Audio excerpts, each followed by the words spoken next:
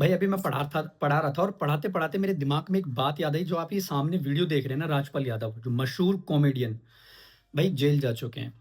तो मेरे कहने का मतलब यही है कि भाई बुरे टाइम में कोई साथ नहीं देता, ये फैक्ट है।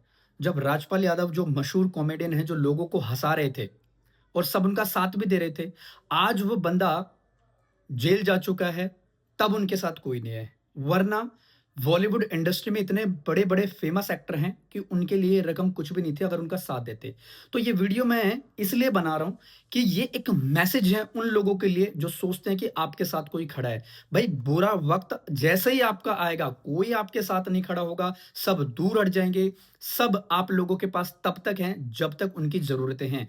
जिस दिन आपकी ज़रूरत पूरी हुई वो बंदा आपके साथ नहीं रहने वाला। ये फैक्ट है दुनिया का। तो समय रहते अपने आप को मजबूत करो और बुरे टाइम में आप अपने आप का साथ दे सको, इतने मजबूत बनो भाई।